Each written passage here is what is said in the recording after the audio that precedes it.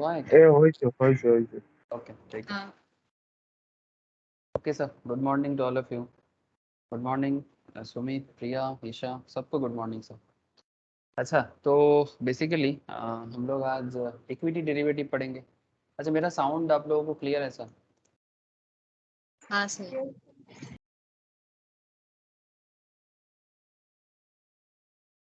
तो equity derivative में हम लोग फ्यूचर एंड ऑप्शंस में बात कर रहे हैं, और ऑप्शंस तो अभी स्टार्ट नहीं हुआ, फ्यूचर में बात हो रहा है। और फ्यूचर में बात काफ़ी फैल चुका है, मतलब हम लोग फ्यूचर मार्केट में धीरे धीरे एंटर कर चुके हैं। फ्यूचर के बारे में बहुत ज़्यादा जानकारी भी हासिल ऑलरेडी कर चुके हैं, और भी जानकारी लेना पड़ेगा, मतलब ख़त्म नहीं हुआ जानकारी लेना। समझ रहे हैं ना सर? फ्यूचर मार्केट अभी भी बहुत कुछ बताना बाकी है।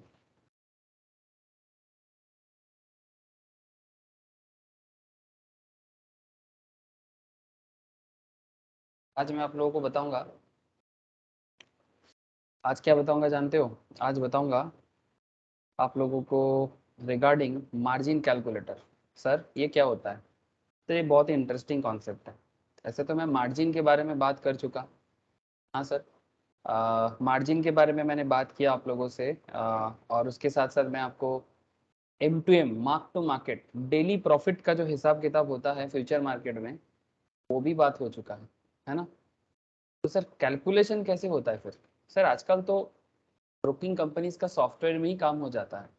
आप जो भी ब्रोकिंग कंपनी का ट्रेडिंग प्लेटफॉर्म यूज़ करते हो, ठीक है, like Zerodha, Upstox, Motilal Oswal, ICICI direct, HDFC securities, there are lots of brand. Sir आप जो भी कंपनी यूज़ करोगे उसका एक सॉफ्टवेयर होता है, कैलकुलेटिंग सॉफ्टवेयर। सॉफ्टवेयर में डालो, वो ऑटोमेटिक आपको शो कर देता है। लेकिन किंतु परंतु, सर लेकिन किंतु परंतु क्या है कि आप तो उसमें तो वो शो कर देगा, लेकिन आपको पता होना चाहिए ना कि अंदर का खेल क्या है।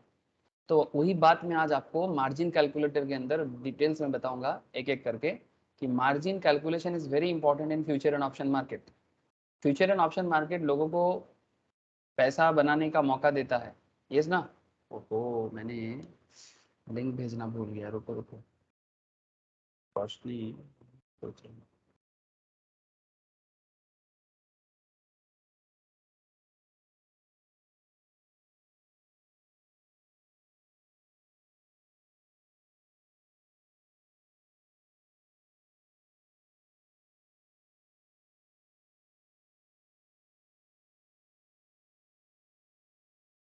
हाँ सर।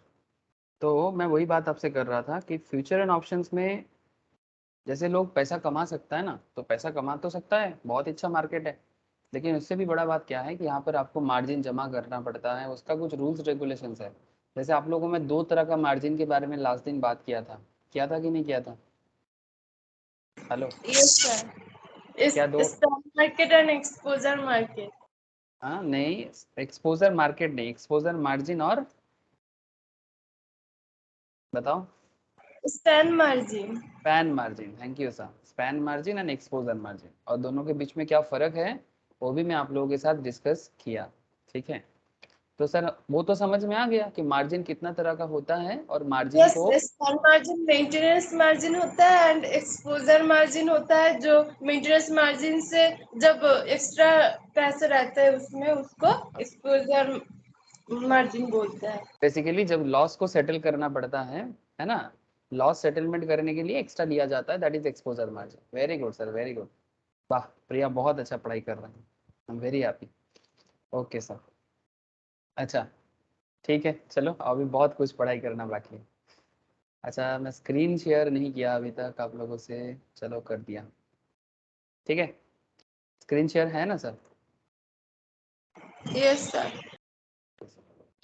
तो जैसे ये देखो सर, ये इंडेक्स फ्यूचर निफ्टी दिखाई दे रहा है।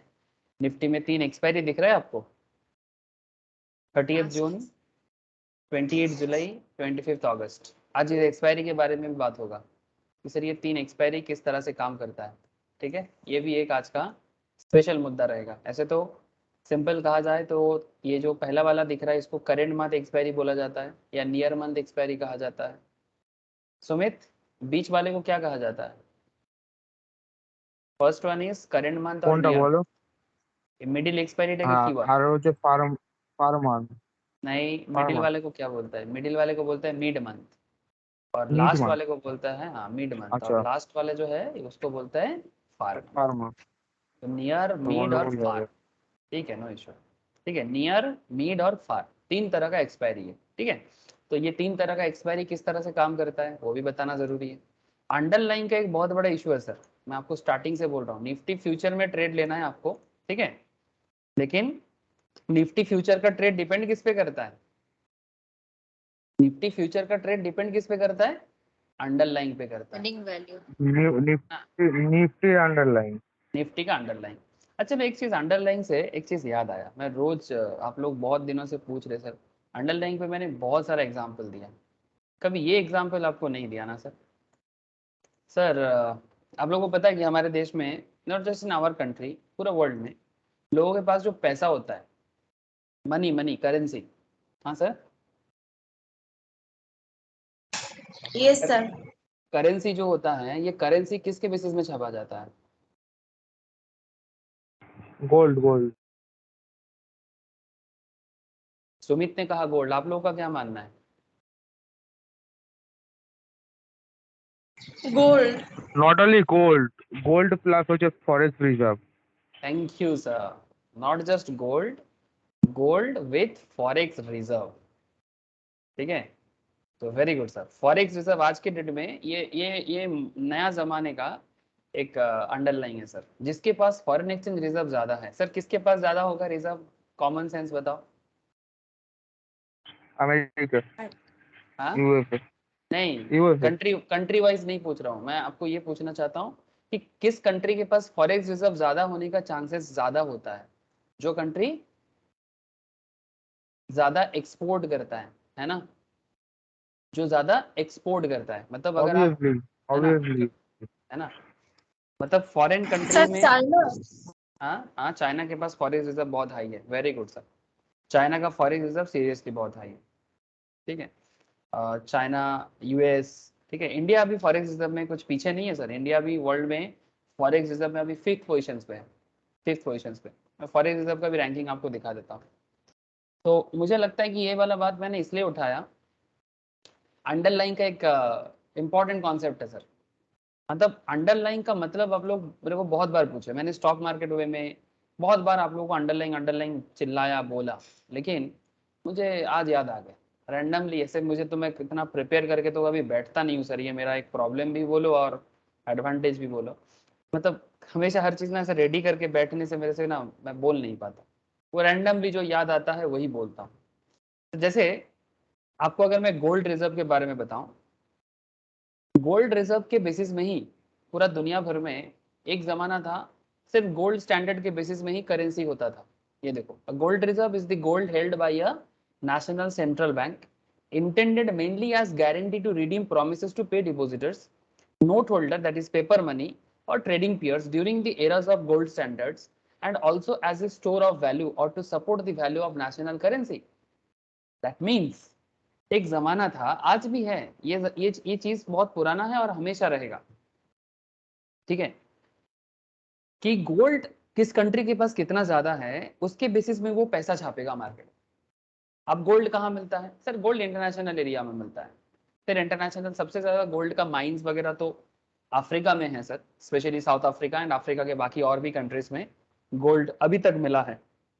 नाउ क्वेश्चन इज दैट, अब इस गोल्ड को लेके मारा मारी सर, दुनिया में जो वार होता है ना, ये बेसिकली संपत्ति को लेके ही है, ठीक है, सबका दादागिरी मारपीट ये तो इसी कारण से होता है। इवन हमारे फैमिलीज के बीच में भी जो मारपीट दादा जो चलता है ना, वो भी वही संपत्ति के मैटर भी होता है।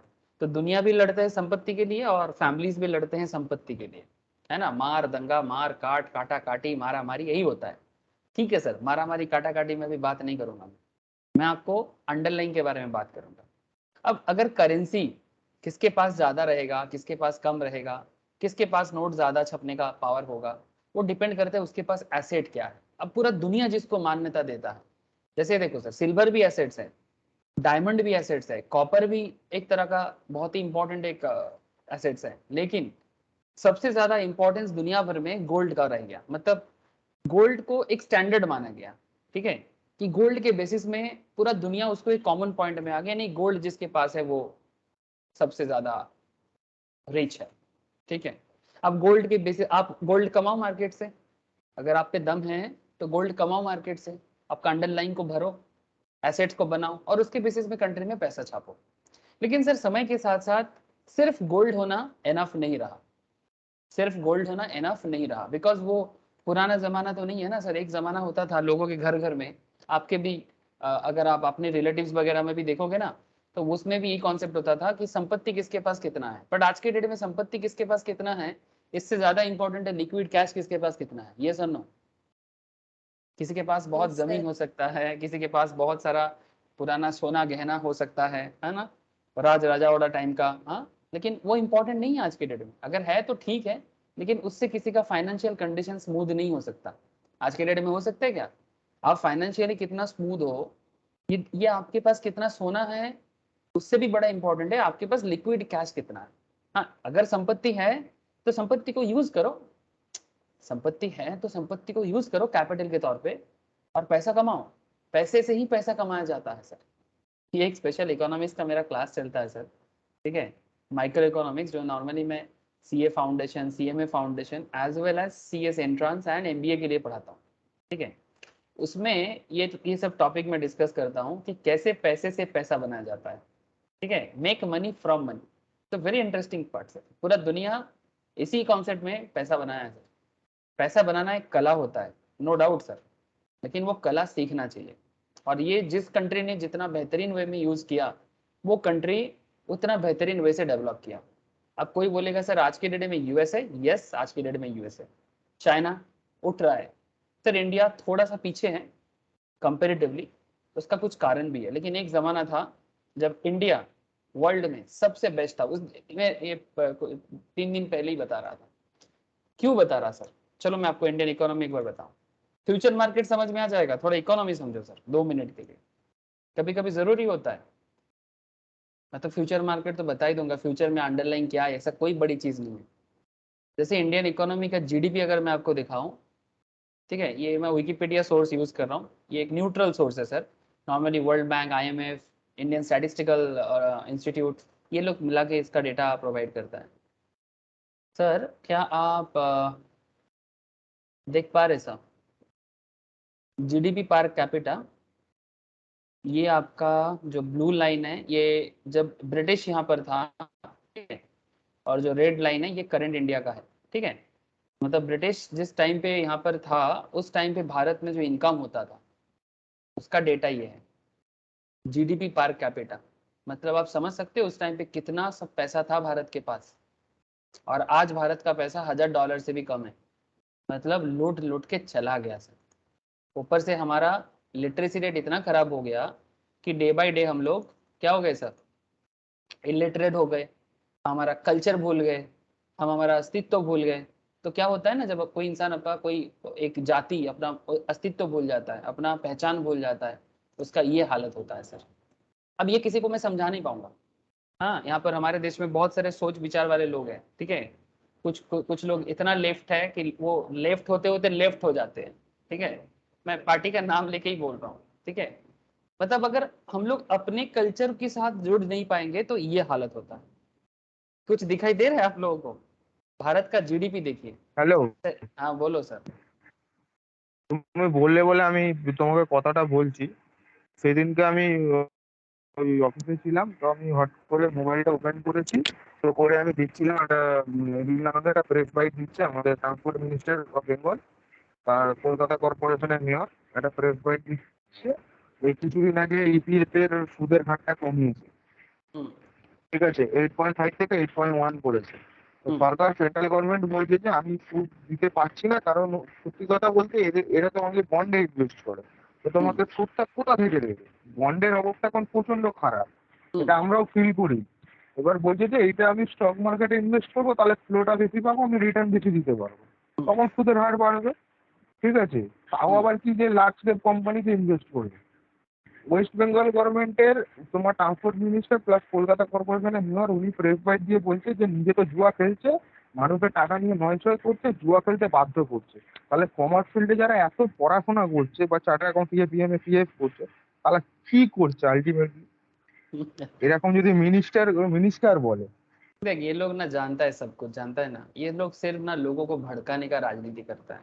दे नो एवरीथिंग, बट फिर भी ये लोग भड़काता है। কিন্তু ठीक है, যখন কিন্তু যখন যখন নিজে যখন ভোটের সময় নমিনেশন ফাইল করছে, তার নেটওয়ার্কটা দেখাচ্ছে প্রায় অ্যাপ্রক্স 10 কোটির ওপরে স্টক মার্কেটে ইনভেস্টমেন্ট, মিউচুয়াল ফান্ডে ইনভেস্টমেন্ট দেখাচ্ছে প্রপার্টি। अरे তারপরেও এরকम কথা। यही तो खेल है बाबू, छोड़ा पॉलिटिकल लोगों का जो बात है ना, इसको लेके बात करना बेकार है। अब वही मैं बोल रहा हूँ, देखो सर, किसी का इंडिविजुअल मैटर को लेके हम लोग ज्यादा बात नहीं करेंगे।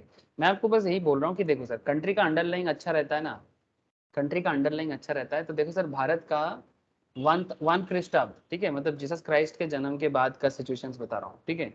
जब जीसस क्राइस्ट जब पैदा हुआ उस टाइम का बात कर रहा हूँ, ठीक है। मतलब ये देखो, ये वन वन एडी, ठीक है।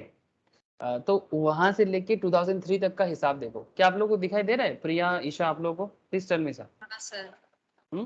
ये जो गिरवा लाइन है ना, ठीक है, भगवा, ठीक है, जिसको लेके बहुत लोगों को बहुत तकलीफ होता है पॉलिटिकल पार्टीज को, ये गिरवा लाइन जो है ये भारत है सर।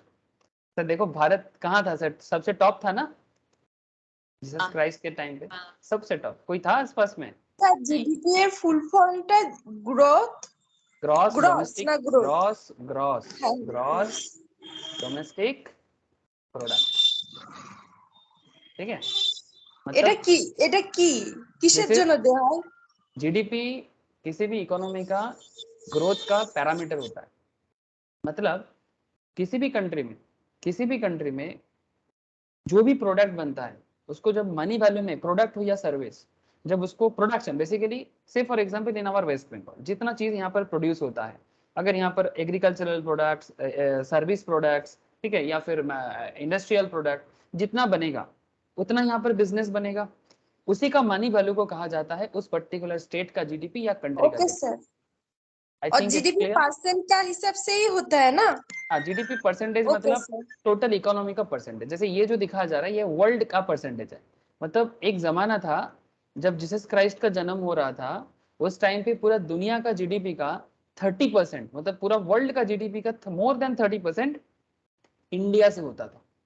मतलब आप ऐसा सोच सकते हो कि India more than half of the world का पेट भरता था। आई होप यू अंडरस्टैंड, ठीक यस है। सर। सर उसके, हाँ बोलो सर। ये ग्रॉस डोमेस्टिक प्रोडक्ट है, इसका मतलब तो ये ना कितना हम लोग प्रोडक्ट को प्रोड्यूस करते हैं अपने विद इन इंडिया के अंदर ना, यस यस उसका यस वो लोग यस रेट बताता है। यस, वही तो मैं बोला कि आप अपने कंट्री के अंदर, अपने स्टेट के अंदर जो भी प्रोडक्ट, जो भी सर्विस प्रोड्यूस करते हो, उसको जब आप मनी वैल्यू में कन्वर्ट करते हो, उसको कहते हैं जीडीपी ऑफ दैट कंट्री, ठीक है। तो जैसे रिसेंट जीडीपी ग्रोथ हाई दिखाया जा रहा है सर, एज पर गवर्नमेंट जो प्रोजेक्शन है, 8.5% ग्रोथ दिखाई दे रहा है, तो अच्छा है सर। मतलब production level, different kind of production, चाहे वो एग्रीकल्चरल हो।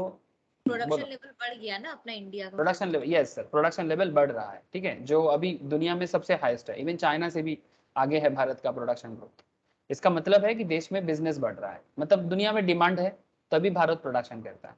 या फिर चाइना सबसे बेहतरीन कर रहा था लास्ट 30-40 सालों में, है ना, तो वो चाइना इसीलिए बेहतरीन हुआ है, ठीक है। इसीलिए देखो, जब भारत के उस टाइम पे भारत का कॉम्पिटिटर एक ही था, चाइना, आज भी वही है। रेड लाइन दिख रहा है सर, ड्रैगन, हाँ सर। ठीक है, ये रेड लाइन ड्रैगन है, चाइना है, ठीक है। देखो सर, ठीक भारत के पीछे पीछे, भारत के ठीक पीछे पीछे चल रहा था, लेकिन सर चाइना इतना ज्यादा नीचे नहीं गिरा काफी दिनों तक, जैसे भारत 1000 के बाद। इसका इसका रीजन क्या जानते हो? सिंपल रीजन है, भारत को लोग लूटने आया था और हम लोग लूटने दे दिया।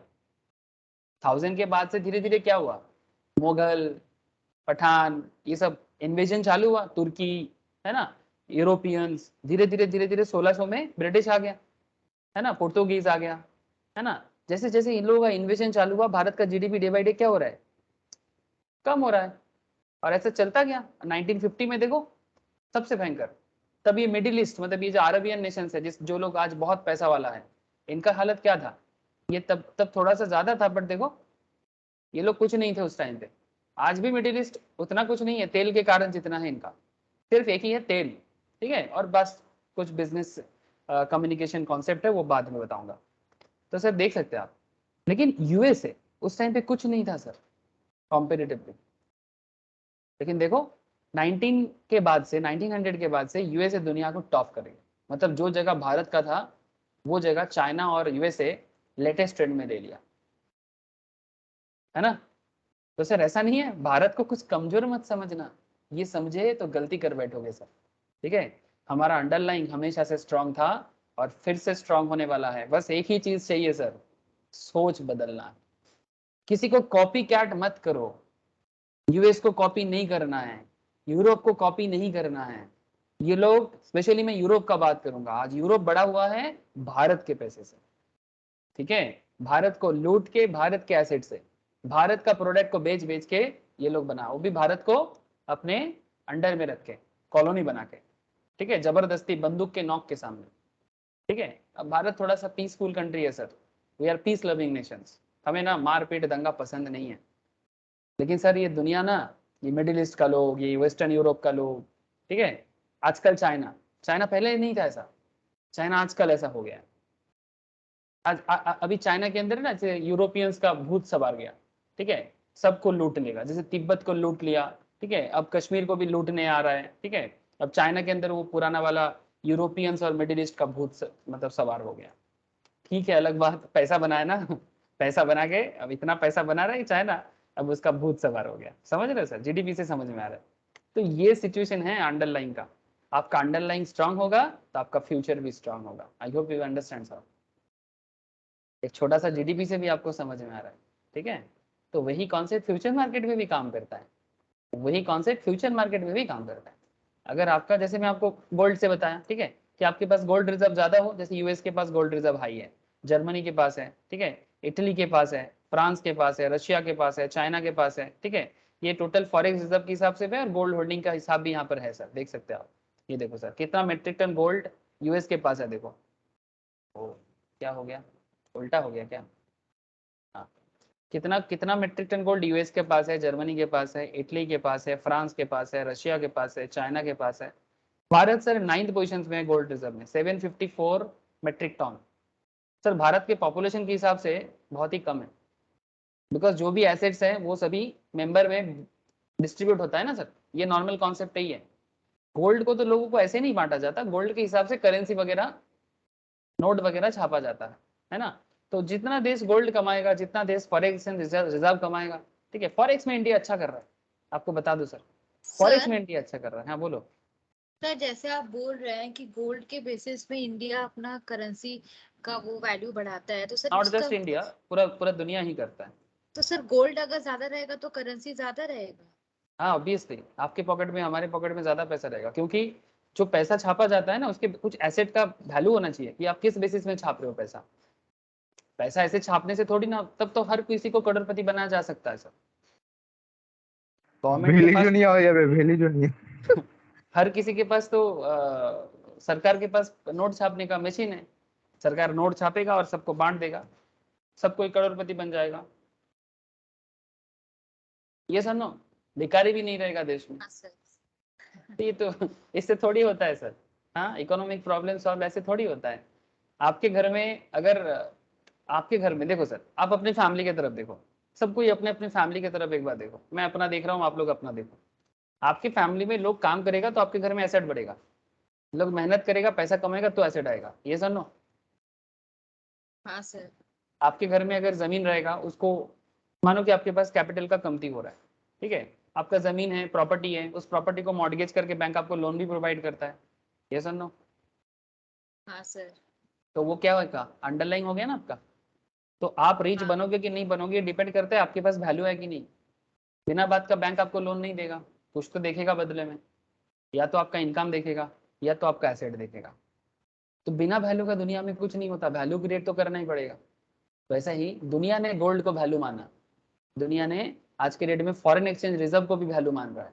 मतलब ये नहीं किसी के पास तो मुश्किल है, जैसे पाकिस्तान चाइना, फॉरेक्स खाली हो रहा है, पैसा नहीं है, पैसा नहीं है तो इंटरनेशनल परचेज नहीं कर पा रहा है, एक्सपोर्ट नहीं कर पा रहा है सर। इंपोर्ट करने का, इंपोर्ट इतना महंगा पड़ रहा है, इंपोर्ट मतलब बाहर से प्रोडक्ट उसके कंट्री में लाना, एक्सपोर्ट मतलब अपना प्रोडक्ट बाहर भेजना।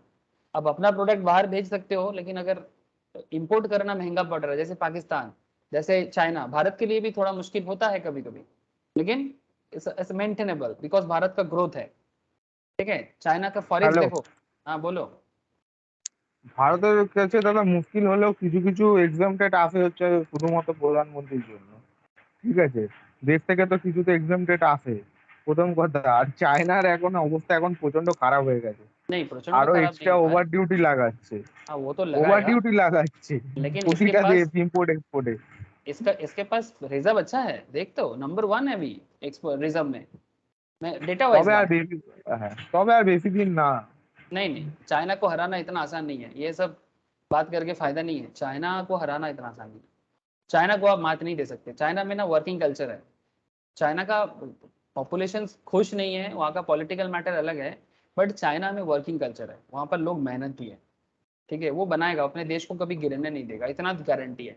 कभी इन्वेजन करने नहीं दिया, है ना। ये मोगल से बचने के लिए ये लोग चाइना का वॉल दिया, the Great Wall of China. Mongolia, Mughal कौन है? मंगोलिया के जो लोग हैं, चंगेज खां वगैरह, यही मोगल है। ठीक है, मोगल का कोई जात नहीं है, धर्म नहीं है। ठीक है, बाद में वो लोग इस्लाम में कन्वर्ट हुआ था। तो ये इन्हीं से बचने के लिए ग्रेट वॉल ऑफ चाइना दिया था। तो चाइना अपने आप को सेव करने के लिए, और उसका तो थोड़ा जियोग्राफिकल पोजीशंस भी अच्छा था, डेजर्ट बहुत था, हिमालयन रीजियन जो तिब्बत के पीछे है वो वाला एरिया, ये सब उनको थोड़ा बचा दिया। भारत में जैसे राजस्थान और पंजाब के बॉर्डर एरिया जो है वो पूरा खुला मैदान था, इसलिए वो बहुत इजीली वेस्टर्न्स और मंगोलियंस बहुत इजीली एंटर कर गया था। ठीक है, वो बात अलग है। बट आप देखो सर, फॉरेक्स रिजर्व देखो, चाइना, जापान, जापान इतना छोटा सा आइलैंड कंट्री है, रिजर्व देख रहे हैं। हाँ, जैसे कि सुमित बता रहा था, इसका देखो ग्रोथ सर, देखो इसका नेगेटिव है ना, ये वीकली और मंथली ग्रोथ है, इतना इसका गिर रहा है, जैसे कि सुमित ने बताया अभी खराब हो रहा है। यस, ठीक है।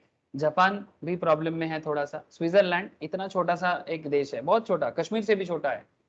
हम लोग स्विट्जरलैंड जाने के लिए पागल होते हैं, बट स्विट्जरलैंड कश्मीर से भी छोटा है।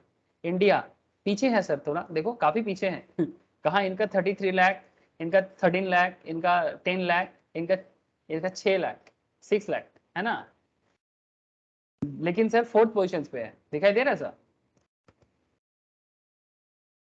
लेकिन चाइना, जापान, स्विट्जरलैंड से हम थोड़ा सा, ठीक है। और इसका ग्रोथ है सर, भारत अभी फास्टेस्ट ग्रोइंग में से एक है। रशिया भी ग्रोथ कर लेगा, रशिया अभी इसीलिए तो कर रहे हैं। अब रशिया टॉप में चला जाएगा अगला 30-40 साल में, जाएगा ही जाएगा, आप देख लेना। दुनिया को लीड करेगा इंडिया, रशिया, चाइना, लिख के रख लो। ठीक है, अमेरिका का दादागिरी कम हो जाएगा। ठीक है, चलो ये सब बात बाद में बताएंगे। अच्छा, रशिया एक टाइम पे दुनिया में सबसे पावरफुल कंट्री हुआ करता था, फिर से हो जाएगा वो, जब तक पुतिन है होगा, और पुतिन के बाद भी होगा, और होने से अच्छा ही है। अच्छा, अब बात क्या है सर, ये सब अंडरलाइंग है जिसके कारण कंट्री के पास पैसा होता है। ठीक है, किसके पास कितना पैसा होगा, इसके पीछे ये सब रीजन काम करता है। तो भारत में भी ये सब चीजें रिजर्व बैंक ऑफ इंडिया देखता है। आई होप कि आपको अंडरलाइन के बारे में जो कंफ्यूजन है मन में वो दूर हो रहा है। क्या बोलो सर, क्या मैं सही बोला? हाँ सर। जैसे ये मैं आपको वर्ल्ड इकोनॉमी, कंट्री की इकोनॉमी के बारे में बता दिया। ठीक है, चलो आज फ्यूचर मार्केट में आ जाते हैं। ठीक है, अच्छा सर, हम लोग लास्ट कुछ दिनों में फॉरवर्ड के बारे में जाना, फ्यूचर के बारे में जाना, फ्यूचर ट्रेड के बारे में जाना, लेवरेज एंड पे ऑफ के बारे में जाना, मार्जिन के बारे में जाना, मार्क टू मार्केट के बारे में जाना, कैलकुलेशन करना जानना है। मार्जिन कैलकुलेटर दिखाया आपको सर, बहुत सिंपल है। जैसे कि मैं जीरोधा यूज कर रहा हूँ अभी, अगर आप मोतीलाल यूज करते हो तो मोतीलाल में भी आपको मिल जाएगा। ठीक है, तो यह सभी का है। ठीक है, मैं जस्ट एग्जाम्पल के तौर पे यहाँ पर जीरोधा निकाल लिया। तो आप देख सकते हो F&O मार्जिन कैलकुलेटर, और F&O मार्जिन कैलकुलेटर के छोड़ के यहाँ पर सभी का है आपको। देखो, equity future, commodity, currency, normal equity. ठीक है, तो मैं फ्यूचर एंड ऑप्शंस में बात करें। ठीक है, फ्यूचर एंड ऑप्शंस में जैसे ही मैं थोड़ा सा नीचे आया, यहाँ पर एक्सचेंज दिखा रहा है, देखो एक्सचेंज दिखा रहा है ना, NFO, MCX, CDS। NFO मतलब जो आपका फ्यूचर एंड ऑप्शन मार्केट है, MCX मतलब कमोडिटी एक्सचेंज। सर ये क्या है कमोडिटी एक्सचेंज? CX, इसके साइड में चलते हैं। जैसे आप लोगों को मैं शेयर मार्केट के बारे में बात कर रहा हूँ, ऐसे कमोडिटी मार्केट भी होता है, ये भी गवर्नमेंट का है। देखो सर ये मार्केट में चल रहा है ना, ये देखो ये शेयर नहीं है, कमोडिटी है, multi commodity exchange of India, ठीक है, इसका इंडेक्स है, ये कमोडिटी इंडेक्स है। कमोडिटी मार्केट में कंपनी का शेयर नहीं होता, कमोडिटी मार्केट में अलग अलग एसेट्स होते हैं, जैसे कि गोल्ड, जैसे कि सिल्वर, जैसे कि अलग अलग मसाला, हाँ, जैसे कि क्रूड ऑयल्स, ये सब होता है। चलो मैं आपको थोड़ा सा दिखाता हूँ।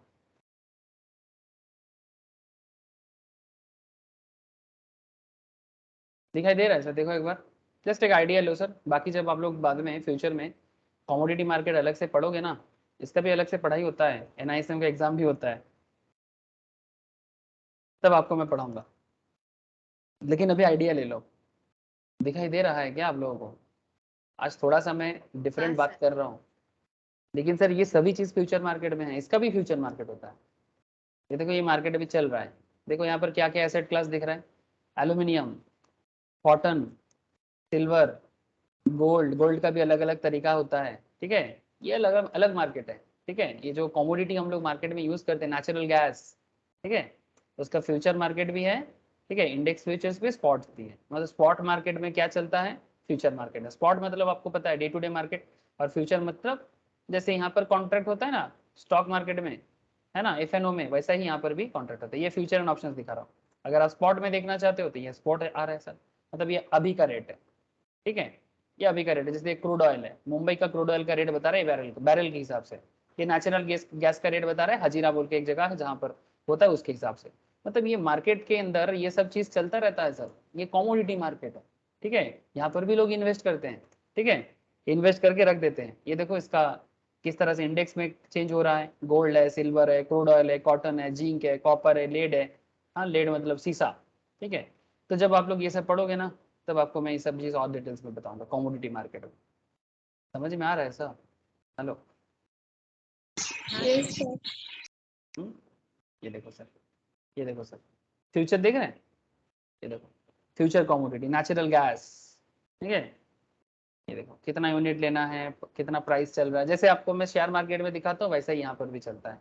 लेकिन देखो सर, यहाँ पर भी इन्वेस्ट करना आसान होता है। जब आप लोग स्टॉक मार्केट में अकाउंट ओपन करोगे ना, ट्रेडिंग अकाउंट, तब आपको वहाँ पर ऑप्शन मिलेगा कि कमोडिटी का भी अकाउंट ओपन कर लीजिए सर, ठीक है। जीरोधा या मोतीलाल आपको बताएगा कि कमोडिटी का भी खुद ओपन कर लीजिए, ठीक है।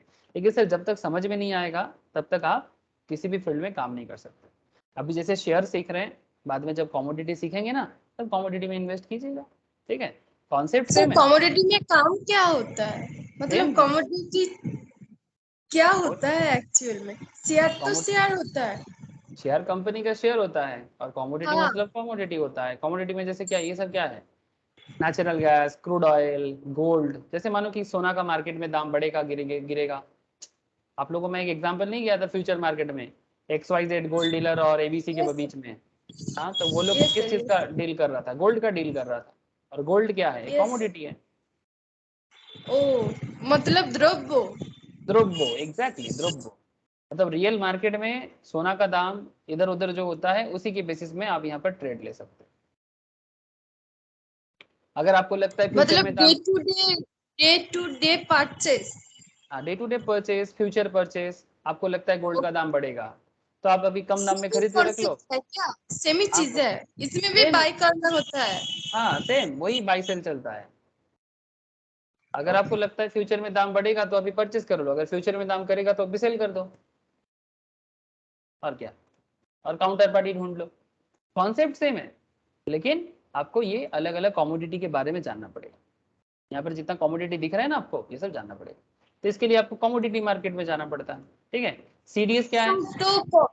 कौन सा करने से अच्छा है, कमोडिटी सब या सब अच्छा स्टॉक है, मार्केट? सब अच्छा है। सबसे पहले स्टॉक सीख ले, ठीक है, उसके बाद धीरे धीरे कमोडिटी सीखेगा, सभी चीजें अच्छा है, सब इकोनॉमी का पार्ट है। Everything is the part of economy, ठीक है। आपको सभी चीज जानना चाहिए, ठीक है। अगर आपको क्रूड ऑयल का नॉलेज होगा, देखो सर एक कॉमन सेंस बताता हूँ, नेचुरल गैस का नॉलेज होगा ना, तो आप गैस रिलेटेड जो भी मार्केट में कंपनीज है उसका बिजनेस समझ पाओगे, ठीक है। अगर आपको गोल्ड रिलेटेड मैटर पता होगा तो गोल्ड कंपनी जैसे PC चंद्र ज्वेलर्स, MP ज्वेलर्स, ठीक है, इस तरह का कंपनी का शेयर भी मार्केट में मिलता है, ठीक है। तो आपको अगर गोल्ड का नॉलेज होगा तो आप कंपनी के शेयर के बारे में भी पता कर पाओगे। कॉपर रिलेटेड बिजनेस का पता अगर है ना, जैसे मैंने कॉपर का यूज बहुत सारी इंडस्ट्रीज में होता है, ठीक है, जैसे बुलेट ट्रेन बन रहा है तो वहां पर कॉपर का यूज होता है, ठीक है, तो कॉपर का यूज जहां है बहुत सारी इंडस्ट्री में कॉपर यूज होता है, तो अगर आपको कॉपर का मार्केट का नॉलेज है तो फिर आपको कंपनी का क्या बिजनेस हो सकता है उसके बारे में पता चलेगा। सो कॉमोडिटी मार्केट का नॉलेज रहने से आप स्टॉक मार्केट में भी स्ट्रॉन्ग होल्ड रख पाओ, ठीक है, लेकिन एक साथ सब चीज खिचड़ी पक जाएगा सर। अभी मैं आपको नाम बता दिया, इसका मतलब ये नहीं कि अभी सीख के पूरा करना है, नहीं कर पाएंगे सर ऐसे, है ना, एक एक करके करना चाहिए। ये मेरा देखो सर, ये मेरा रेस्पॉन्सिबिलिटीज होते हैं कि आपको सभी चीज के बारे में बताए, है ना, अगर मैं नहीं बताऊंगा तो फिर कौन बताएगा सर। हाँ क्या सर बोलो, मैं चाहता तो इसको कीप करके निकल सकता हूँ, है ना, मेरे को ज्यादा बोलना पड़ रहा है, लेकिन मैं आपको बता देता हूँ तो ताकि आप फ्यूचर में ये सब चीज पढ़ने के बारे में जानो सोचो, ठीक है, मार्केट बहुत सारे चीजों में होता है, इसके लिए अलग अलग एक्सचेंज भी बनाया गया है ना। तो अभी स्टॉक मार्केट में ही बात करेंगे, ठीक है, कमोडिटी में जब आप लोग एमसीएक्स के बारे में कमोडिटी मार्केट पढ़ोगे तब एमसीएक्स का क्या खेल है पूरा बता दूंगा। सीडीएस करेंसी डेरिवेटिव, ये सबसे ये भी बहुत ट्रेड होता है मार्केट में। सीडीएस में क्या होता है, डॉलर वगैरह में काम चलता है, इसमें आपको मैं इसमें चल सकता हूँ,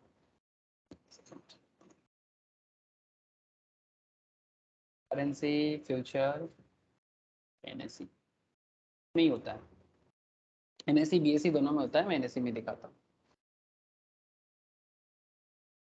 ये देखो सर,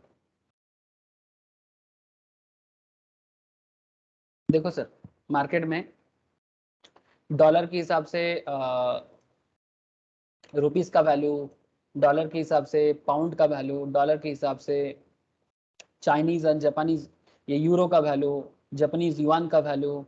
हाँ सर दिखाई दे रहा है ना, ये देखो सेम कॉन्सेप्ट है, बीड आस्क, मतलब जो खरीदना चाहता है वो इतने में खरीदना चाहता है।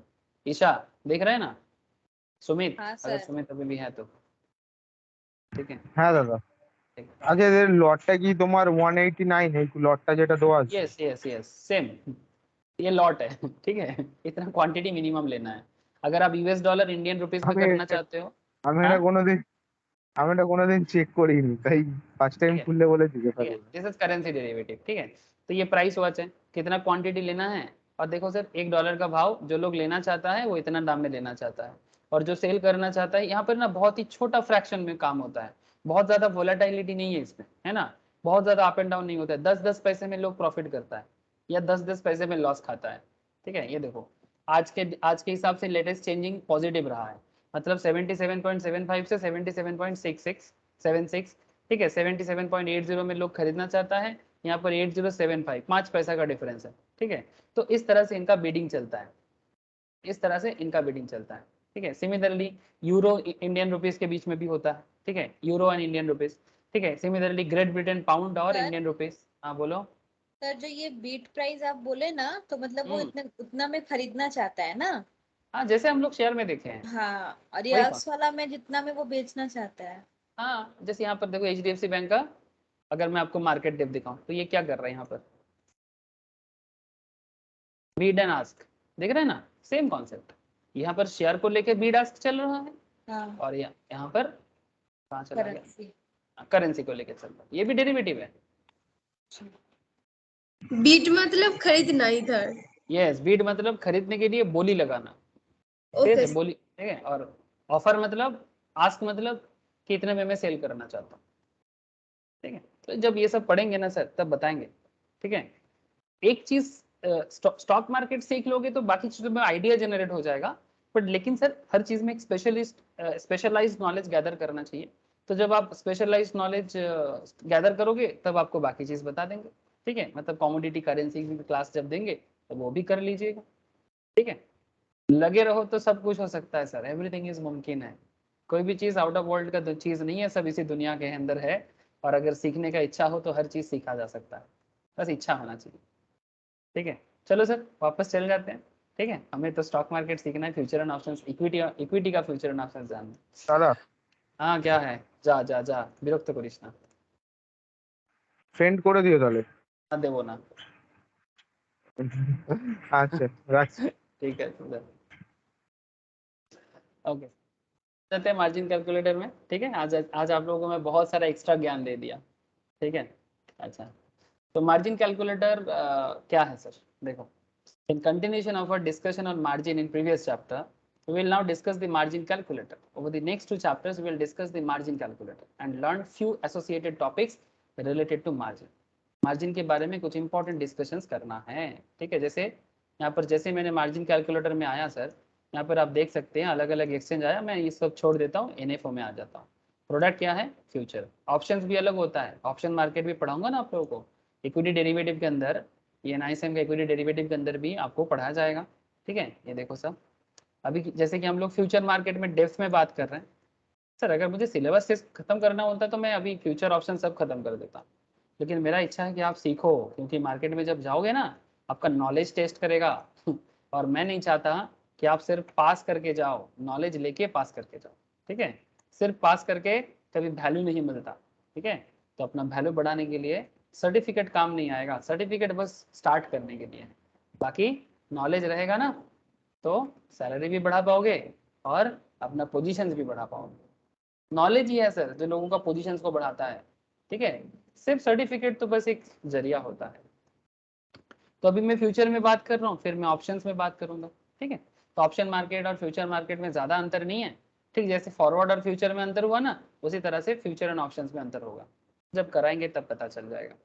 यहाँ पर आप किसी भी कंपनी शेयर करो, क्या कंपनी शेयर करे, क्या कंपनी देंगे? HDFC देखो सर, यहाँ पर 3 दिखाई दे रहा है, 30 जून, 20 जुलाई, 25 अगस्त, मतलब ये इसको बोलते हैं नियर मंथ कॉन्ट्रैक्ट, इसको बोलते हैं मिड मंथ कॉन्ट्रैक्ट, इसको बोलते हैं फार मंथ कॉन्ट्रैक्ट। ठीक है, और जैसे हम यहाँ पर कितना क्वांटिटी है इसको ऐड करेंगे। ठीक है, एक सेकंड, HDFC है, अगर HDFC बैंक भी लेना सर चाहेंगे क्या तो बोले, नियर मंथ? हाँ, नियर मंथ मतलब जो सबसे नजदीक दिखता है वो नियर मंथ है। ठीक है, अब बीच वाला मिडिल, मिड मंथ, हाँ, और जो लास्ट लास्ट वाला है उसको फार फार FAR पार्ट। फार फार मंथ बता देंगे। ठीक है, ये देखो सर, यहाँ पर 300 क्वांटिटी ऑटोमेटिक ले लिया, एक लॉट में 300 लेना है। HDFC मतलब हाउसिंग डेवलपमेंट फाइनेंस कॉर्पोरेशन, ये HDFC बैंक का हाउसिंग डिपार्टमेंट है। ठीक है, अब इसका फ्यूचर मार्केट में अगर आप 300 क्वांटिटी लेना चाहते हो तो आपका स्पैन पड़ेगा इतना, एक्सपोजर पड़ेगा इतना, टोटल मार्जिन हो जाएगा इतना। ठीक है, तो टोटल 1,77,000 1,77,624 आपको मिलेगा 300 क्वांटिटी के लिए। बाकी अगर आप HDFC का शेयर देखना चाहते हो तो देख लो, HDFC बैंक नहीं सर, HDFC।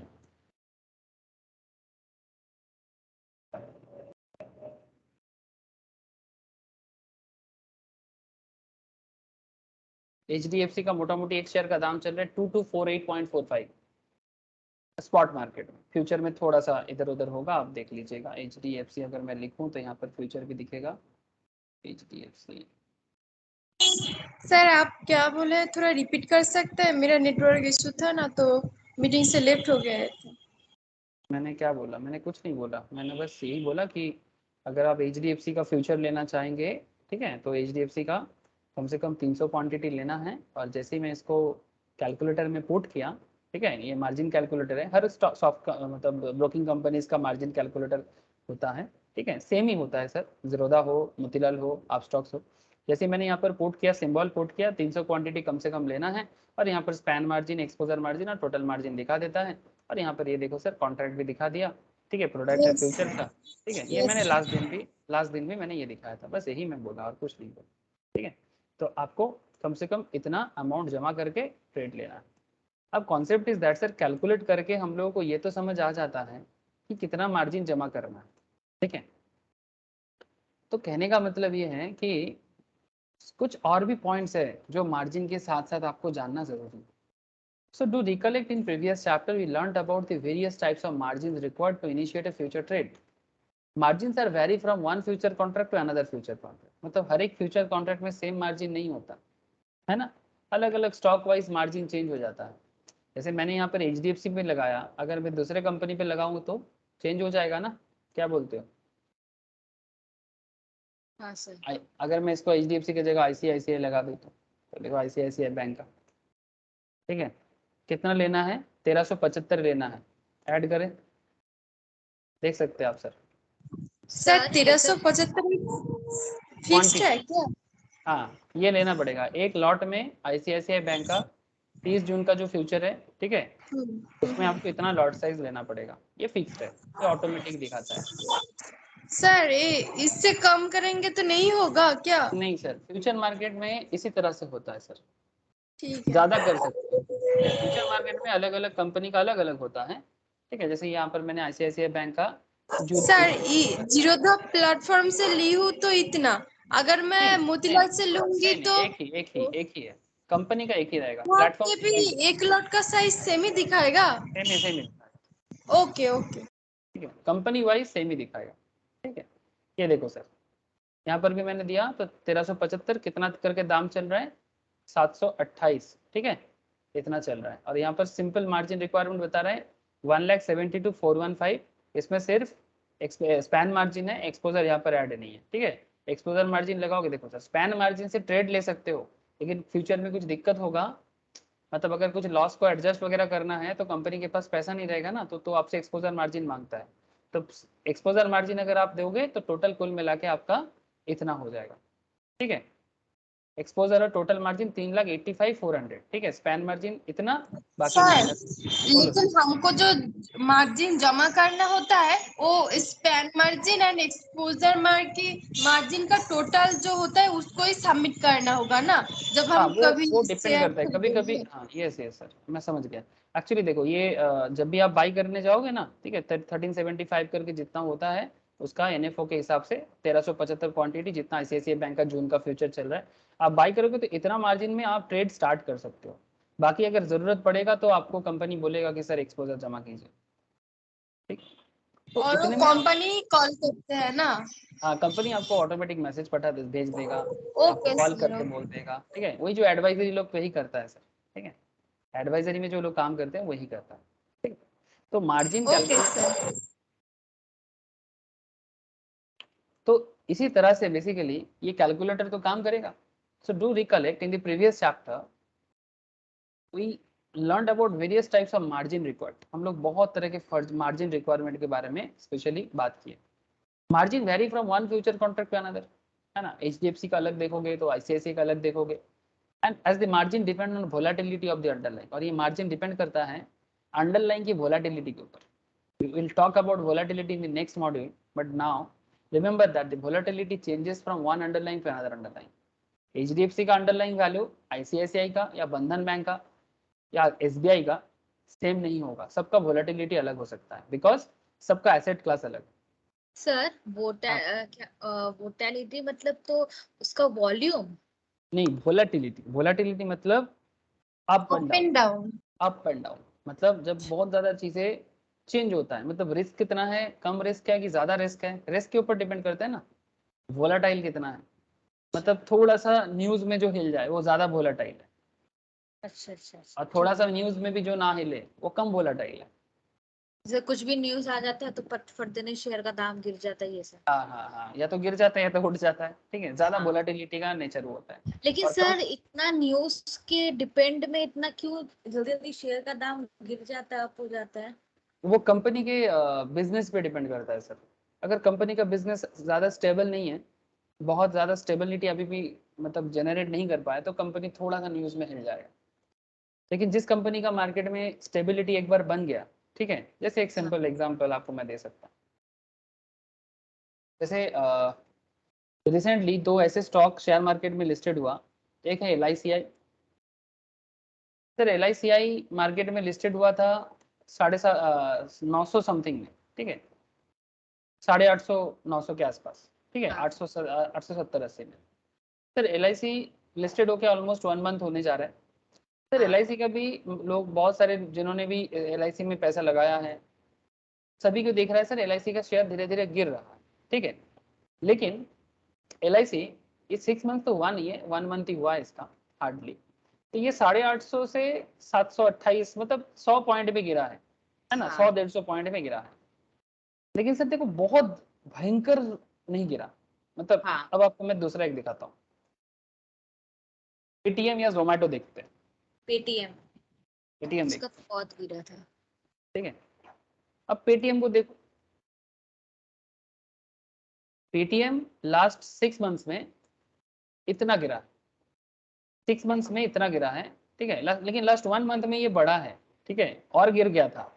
लेकिन अगर मैं थोड़ा 6 मंथ्स में दिखाऊं तो ऑलमोस्ट ये हाँ दो हाँ पूरा ही एकदम नीचे आ गया है ना। कहाँ 2000 में लिस्टेड हुआ था, वहां से 600 में आ गया। तो सर अगर मैं LIC और पेटीएम में कंपेयर करूं, कौन ज्यादा वोलेटाइल है? ज्यादा पेटीएम। पेटीएम, है ना, क्योंकि पेटीएम के पास अभी भी प्रॉफिटेबल बिजनेस नहीं है। LIC के पास तो प्रॉफिटेबल बिजनेस 100% है ना, 100% इसके पास, मतलब इसका बिजनेस अभी भी बहुत ज्यादा मोनोपोली है इसका, ठीक है। मार्केट में प्राइवेट इंश्योरेंस कंपनी आया है, बट LIC जैसा मार्केट शेयर अभी भी किसी के पास नहीं है। सरकार का कंपनी है, ठीक है, गवर्नमेंट ऑफ इंडिया का है, ठीक है, बहुत सारे फंड चलाते हैं। हमारे देश में स्टॉक मार्केट में जितना पैसा होता है उसका मैक्सिमम पैसा इसका ही होता है।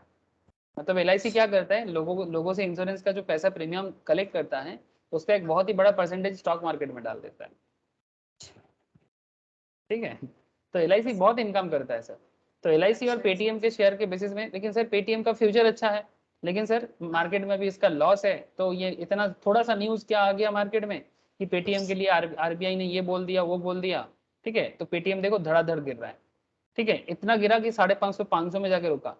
और ऊपर से अभी थोड़ा सा, क्योंकि RBI ने बोला कि जो भी रेस्ट्रिक्शन लगाया वो हटा देगा, तो देखो 500 से 650 में आ गया। देख पा रहे वोलाटिलिटी इसका। अब LIC में भी क्या है, जैसे रिसेंटली जैसे सरकार ने इसको लाया और उधर RBI ने भी पॉलिसी रेपो रेट वगैरह में चेंजेस कर दिया, तो LIC में भी तो बिजनेस इसी कॉन्सेप्ट में चलता है, तो उसका भी थोड़ा सा उसमें हार्म हुआ। तो लेकिन सर कंपेयर करो तो ये कम वोलाटिलिटी है, पेटीएम ज्यादा वोलाटिलिटी है। तो ये वोलाटिलिटी पे डिपेंड करता है कि कौन से स्टॉक में कितना ज्यादा मार्जिन लगेगा। ये मैं आपको पहले भी बोला था आप लोग, है ना, कि वोलाटिलिटी पे डिपेंड करता है कि मार्जिन, अगर वोलाटिलिटी हाई तो मार्जिन हाई, वोलाटिलिटी लो तो मार्जिन लो, सिंपल बात। बिजनेस की स्टेबिलिटी पे डिपेंड करता है। Stock market is all about business of that company. अगर आप मार्केट का बिजनेस को समझ पाओगे, ठीक है, जिसका ये समझ कब आएगा सर, अब ये सब देखो सर, एक बात कहने जाता हूँ दूसरा बात सामने आ जाता है। सर आप कब समझ पाओगे कि कौन सा बिजनेस अच्छा है और कौन सा बिजनेस अच्छा नहीं है? बिजनेस को एनालिसिस करने के लिए आपको क्या सीखना पड़ेगा सर? इसको एनालिसिस करने के लिए आपको फंडामेंटल सीखना पड़ेगा, फंडामेंटल एनालिसिस। और इसके साथ और एक सब्जेक्ट आता है जिसका नाम है फाइनेंशियल मैनेजमेंट।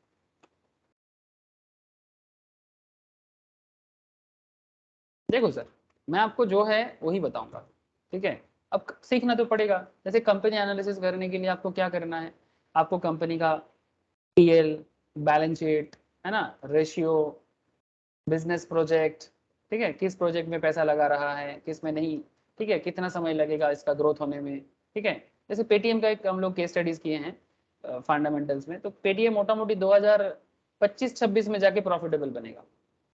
अभी पेटीएम लॉस में, ठीक है। तो जब प्रॉफिटेबल बनेगा तो मोस्ट प्रोबेबली 2023 के एंड से पेटीएम का शेयर में ग्रोथ दिखना चालू होगा। गिर भी तो सकता है। नहीं सर, बढ़ने का चांसेस ज्यादा है। अच्छा, गिर भी सकता है, नो डाउट, बट जो प्रोजेक्शन है, जो मार्केट कंडीशंस है, उसके हिसाब से इसका शेयर में वापस ग्रोथ होगा। थोड़ा स्लो रहेगा बट बढ़ेगा। 25-26 में जाके इसका शेयर नो डाउट 2000 क्रॉस करेगा सर। सर इतना मैं आपको बता देता हूँ, जैसे इस तरह का और भी एनालिसिस हम लोगों ने किया क्लासेस में, ठीक है, और जैसे जैसे किया वैसा ही हुआ है सर। जैसे एक कंपनी था कैम्स बोल के, ठीक है, कैम्स, ये कैम्स का हाँ बोलो। सर आप इतना कंपनी कैसे खोज के रख लेते हैं? कंपनी खोज के नहीं रखता हूँ सर, ये तो सर मैं रिसर्च करता हूँ, केस स्टडीज करता हूँ, स्टूडेंट्स को बताता हूँ, तो सर खुद कैसे आपको इन्वेस्ट। मिलता है? हाँ कैसे आपको मिलता है? सर? खबर और कुछ नहीं, मतलब बिजनेस के साथ जुड़ जाओ, इकोनॉमी के साथ जुड़ जाओ, सब खबर मिलेगा, कौन क्या करता है। अगर किसी का कोई बिजनेस दिख गया, सरकार का कोई बिजनेस दिख गया, तो वो बिजनेस क्यों है, कहाँ से है, किस लिए चलता है, सॉफ्टवेयर का काम कैसे होता है, हाँ, कोयला का काम कैसे होता है, सोना का काम कैसे होता है, हर बिजनेस का खबर रखना पड़ेगा, ठीक है। दारू का बिजनेस कैसे चलता है, ठीक है, सब चीज, ठीक है। जैसे एक कंपनी है सर, ये तो कैम्स है, कैम्स का जान लो। देखो कैम्स का क्या है, इसका शेयर जब आया था सर मार्केट में तो 1200-1300 में आया था। 2 साल हुआ सर, 2019 में आया था, ठीक है, 2020 कोरोना के टाइम पे आया था, देखा सर, बोला ना 1300 में आया था। अब हाईएस्ट गया था इसका शेयर का दाम, इस टाइम पे बहुत लोगों ने सेल कर दिया। ठीक है, कितना गया था सर, देखो एक साल के अंदर, बोलो कितना गया था, 3000। 3725 ना। हाँ, 1300 से 3700 पर शेयर में कम से कम कितना कमाया, 2-2.5 हजार, है ना। मतलब लास्ट 5 साल में 100% ग्रोथ हुआ इसका। तो 2525। ठीक है, अब आप हिसाब लगा लो। अब इसका पूरा इसका एनालिसिस है हम लोगों का, इसका वीडियो भी है, आप अगर देखना चाहोगे तो मैं आपको शेयर कर दूंगा, 2 साल पहले का वीडियो है। ठीक है, इसका श्योर शॉट एनालिसिस था सर, मुझे पूरा पता था, मुझे पूरा उम्मीद था कि जब शेयर आएगा तो ये नो डाउट आगे बढ़ेगा, बिकॉज इसके पीछे रीजन ये था कि हमारे देश में जितना म्यूचुअल फंड कंपनी होता है ना सर, हाँ। म्यूचुअल फंड कंपनी का डेटा मैनेज करता ही है, अच्छा। और इसका इस डेटा मैनेजमेंट में मोनोपोली है, मतलब इसका कोई प्रॉपर कॉम्पिटिटर नहीं है, समझ रहे हैं।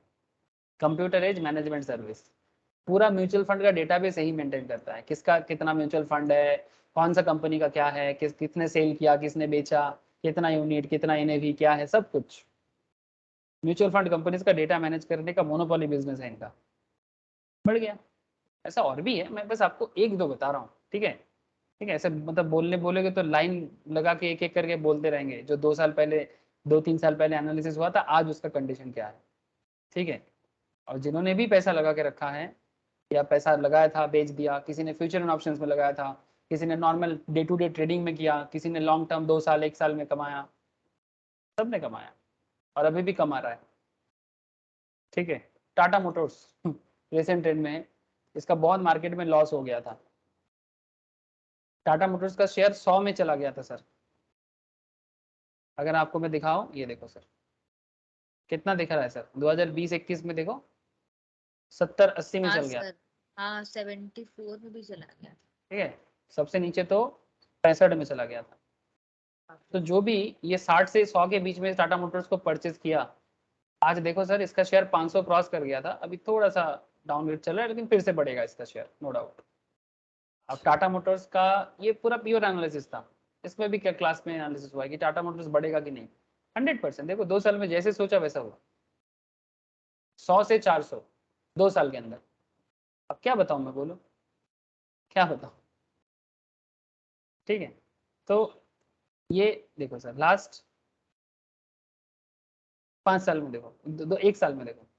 ठीक है, अगर किसी ने 300 में भी खरीदा तो भी क्या किसी, लेकिन जिसने इस पॉइंट में परचेस किया वो अभी पूरा एकदम बल्ले बल्ले हालत में है सर, है ना।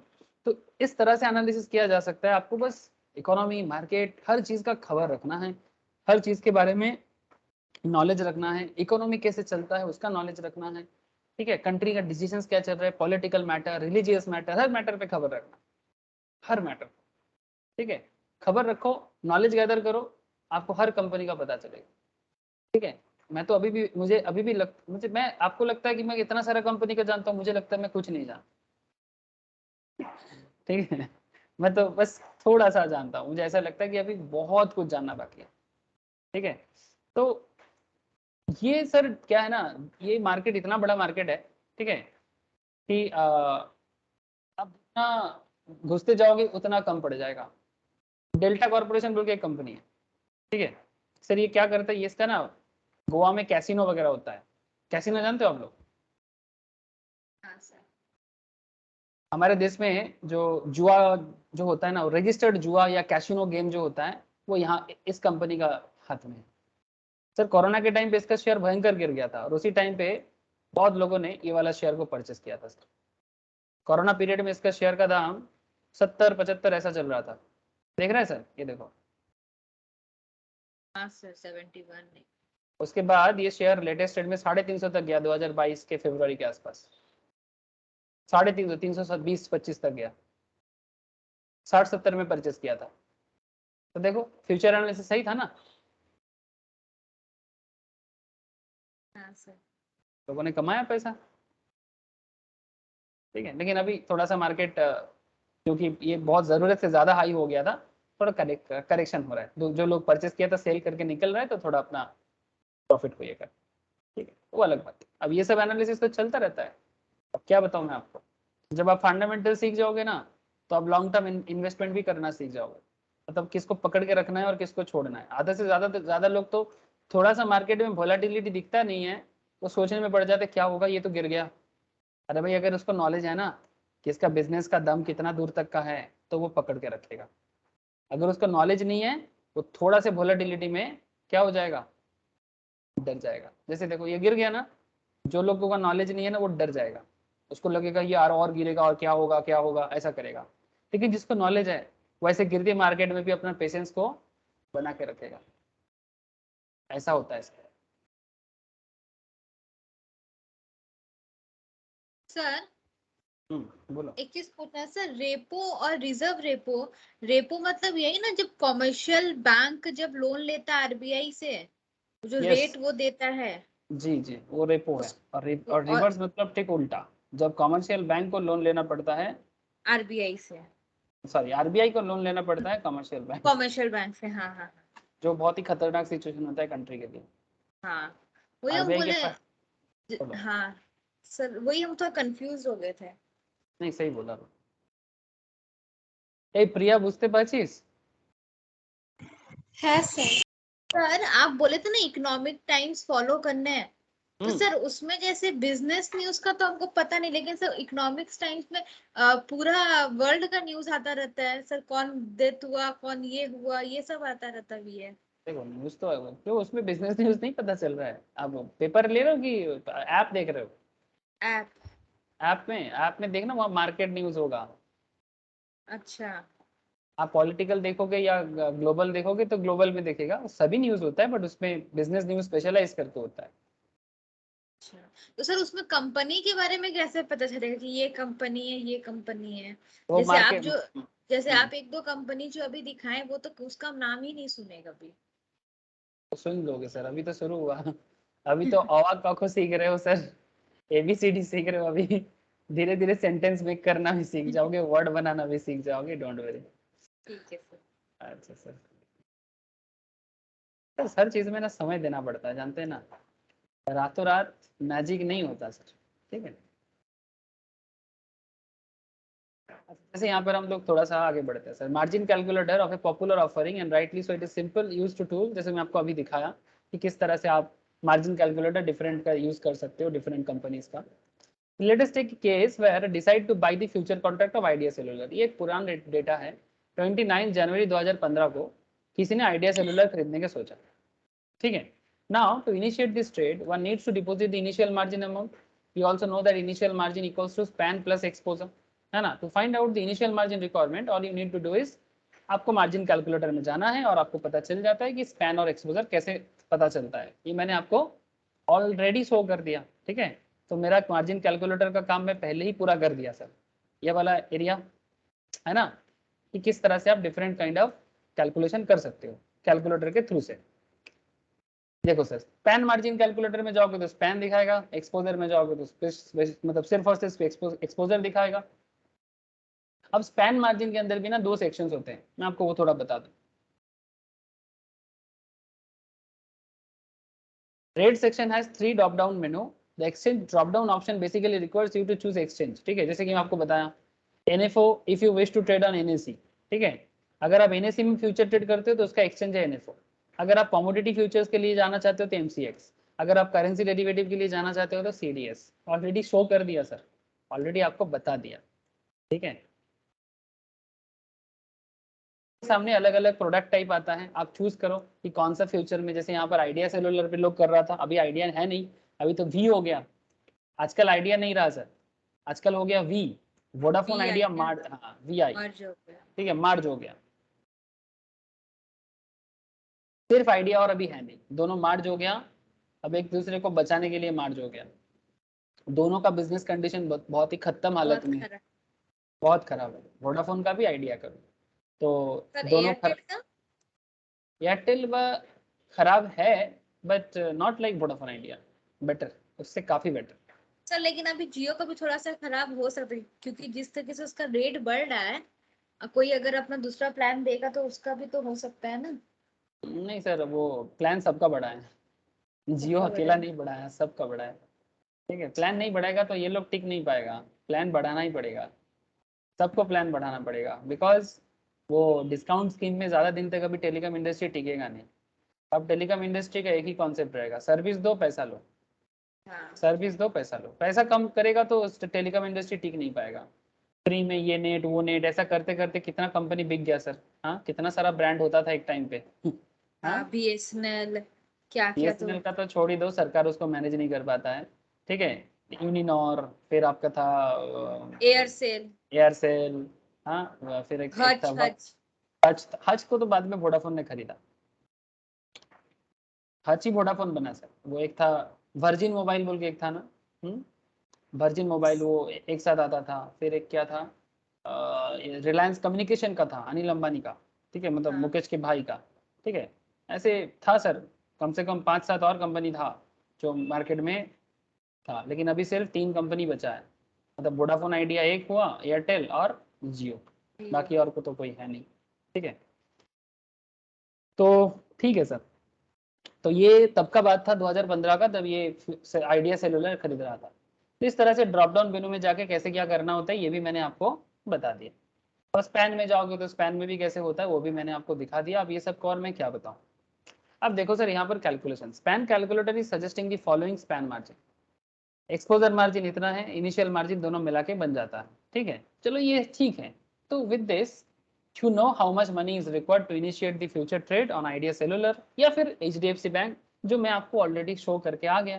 ठीक है, फ्यूचर कैलकुलेटर में जाके आप इजीली क्रैक चेक कर सकते हो कि कितना मार्जिन का जरूरत पड़ेगा। अभी सर बात करते हैं एक्सपायरी पे। ठीक है, फटाफट 10 मिनट बात करेंगे एक्सपायरी पे। In this earlier chapter, we briefly figured out expiry of a future contract. याद है सर हम लोग का जो कॉन्ट्रैक्ट चलता था 24 दिसंबर का, TCS का, हाँ सर।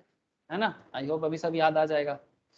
तो सर वही एक्सपायरी कॉन्सेप्ट को थोड़ा सा डिटेल्स में जानना है कि सर एक्सपायरी होता क्या है। ठीक है, जैसे यहाँ पर अगर हम NSE में जाए, NSE यहाँ पर है, देखो दिख रहा है ना एक्सपायरी। तो इसी एक्सपायरी को थोड़ा डिटेल्स में जानेंगे, near month, mid month, future month. ठीक है, तो कितना तरह का एक्सपायरी है, एक्सपायरी कैसे काम करता है।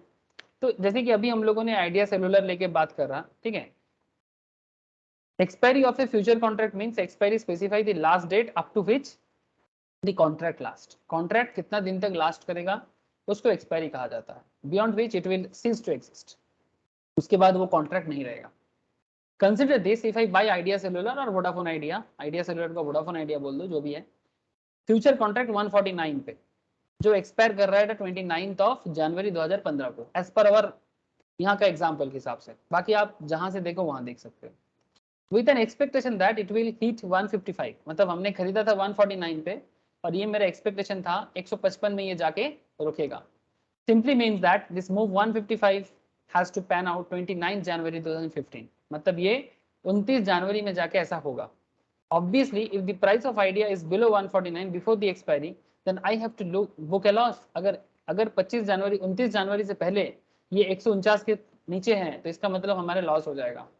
Even if the price of idea future hits 155 or in fact any price above 149 on 30th January, मानो कि 30 जनवरी को 155 हो गया, one day after the expiry, it is of no use to me. Yes sir, because 29 जनवरी को मेरा तो contract खत्म।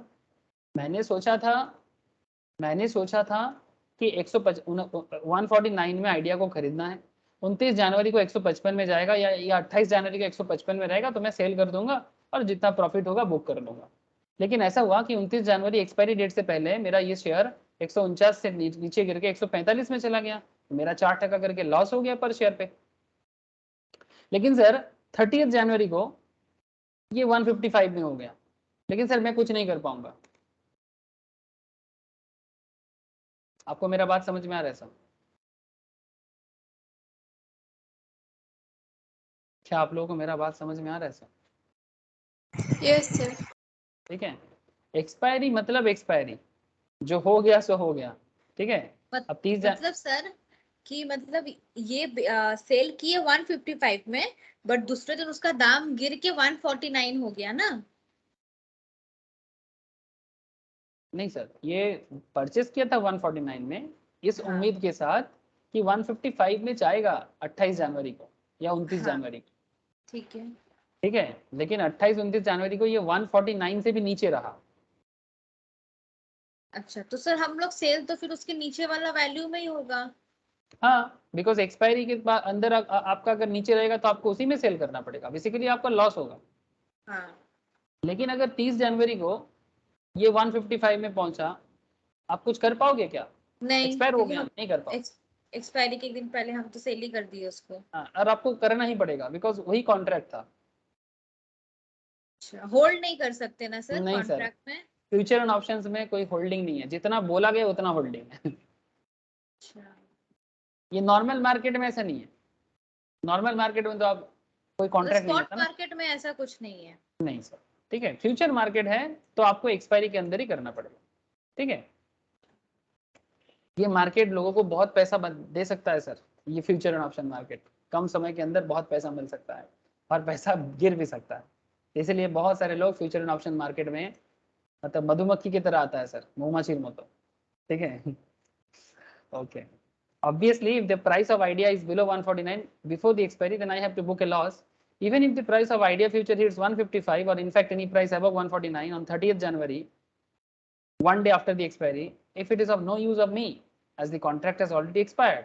In simple words, when I buy a future contract, it has to move in my favor on or before the expiry date. जब मैं future contract by करूंगा, चाहे वो shorting करे या फिर लॉन्ग करे। शॉर्ट मतलब पहले सेल करके बाद में बाई करो, और लॉन्ग मतलब पहले बाई करके बाद में सेल करो, जो करना है करो, लेकिन आपके फेवर में जाना चाहिए। अगर फेवर में नहीं होता तो एक्सपायरी के अंदर अगर आपके फेवर में नहीं होता तो it is of no use, there is no point, else there is no point. ठीक है, सो ये बहुत ही इंपॉर्टेंट एक मैटर है सर एक्सपायरी का। एक्सपायरी एक बहुत ही इंपॉर्टेंट मैटर रखता है हमारे सामने। ठीक है, जैसे मानो ये देखो सर, ये निफ्टी है।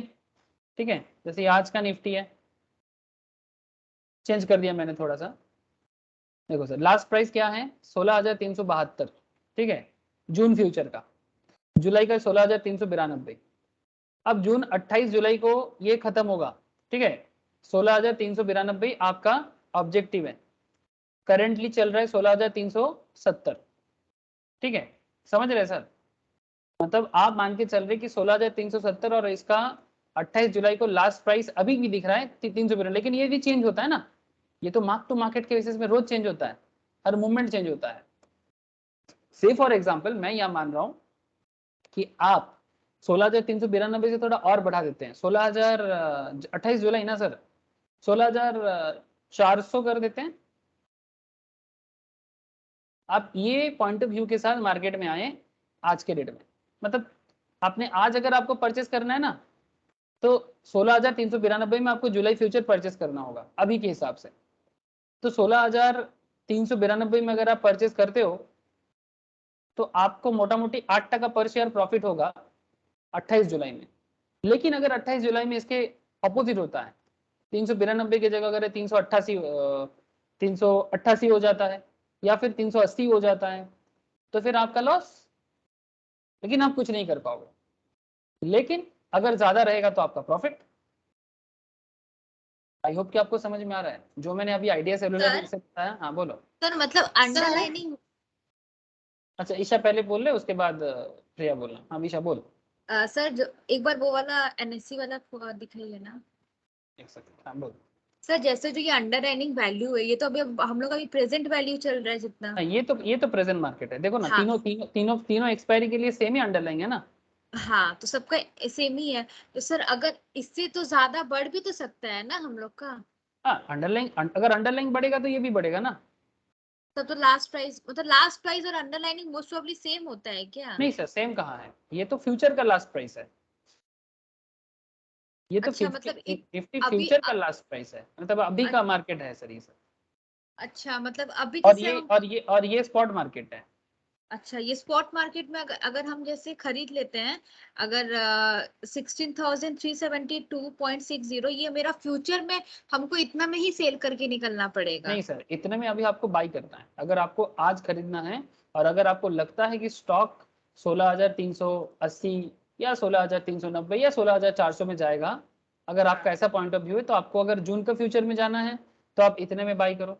अगर आज अभी के हिसाब से अगर आपको लगता नहीं ये थोड़ा और गिरेगा, ठीक है, ये कब गिरेगा? जब ये गिरेगा, जब अंडरलाइनिंग के ऊपर अंडरलाइन गिरेगा तो ये भी गिरेगा, अगर अंडरलाइन बढ़ेगा तो ये भी बढ़ेगा। पड़ेगा। तो सर अभी जैसे अगर हम लोग अगर अभी अंडरलाइन के हिसाब से, तो सर हम लोग खरीदेंगे तो अंडरलाइन के हिसाब से ही खरीदेंगे ना, अंडरलाइन का जो नहीं सर, प्राइस है? अंडरलाइन नहीं सर, आप खरीदेंगे तो फ्यूचर प्राइस में खरीदोगे। अच्छा अच्छा। फ्यूचर मार्केट अलग है, स्पॉट मार्केट अलग है। स्पॉट मार्केट में आप स्पॉट मार्केट का प्रोडक्ट परचेस कर सकते हैं, फ्यूचर मार्केट में आप फ्यूचर मार्केट का प्रोडक्ट परचेस कर सकते हो, दोनों तो वही प्रोडक्ट लाइन अलग। तो मतलब लॉट में लेकिन खरीदना पड़ जाएगा? हाँ, यहाँ लॉट में खरीदना पड़ता है। यहाँ पर तो आप एक क्वांटिटी भी खरीद सकते हो, यहाँ पर आपको जैसे बोल देगा वैसा ही खरीदना पड़ेगा।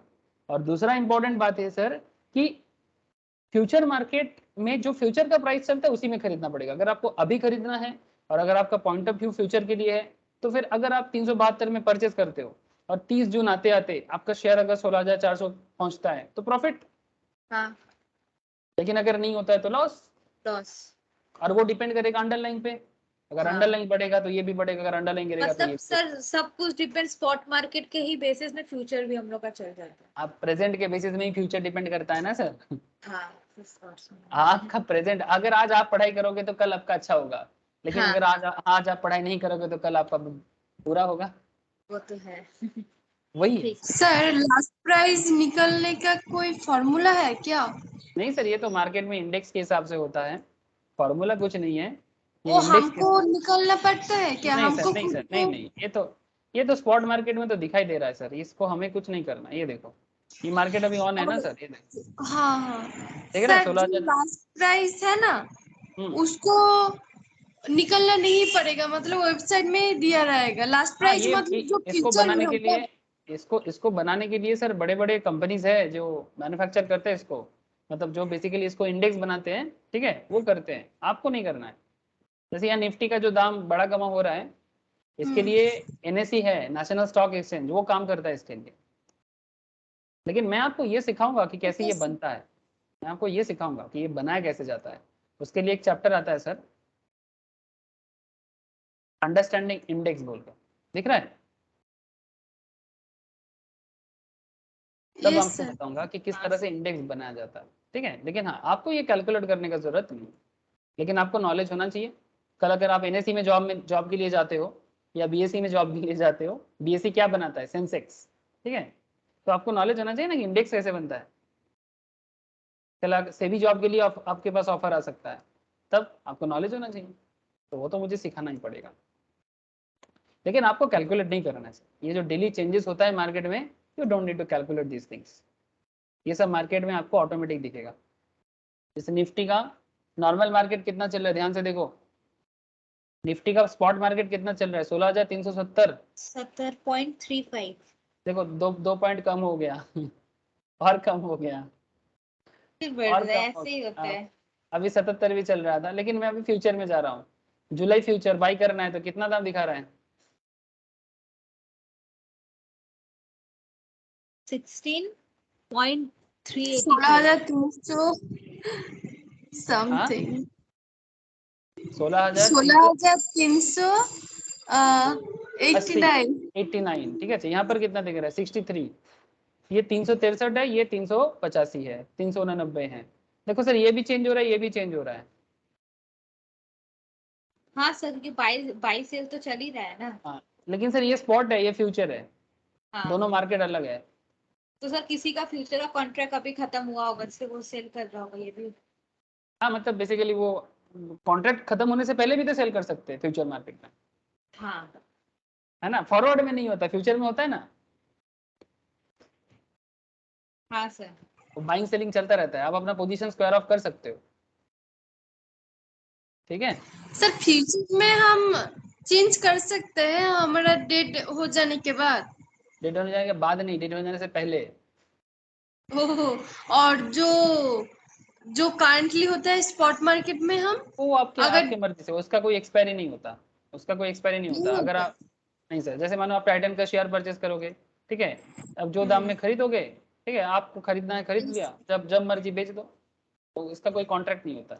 अब जिंदगी भर अगर के लिए हम रख लो। उसको बढ़ाना चाहते हैं डेट तो हाँ, तो नहीं नहीं, करंट मार्केट का कोई डेट नहीं होता, फ्यूचर मार्केट का डेट होता है, फ्यूचर मार्केट का डेट होता है। फ्यूचर मार्केट में डेट है तो मतलब तीन जब तरह का। तक हम पैसे नहीं उठाएंगे तब तक वो रोटेट होते ही रहेगा मनी, यस यही ना। यस यस यस सर, फिर करंट मार्केट में आपका पैसा पड़ा रहेगा, करंट मार्केट में आपका पैसा पड़ा रहेगा, ठीक है।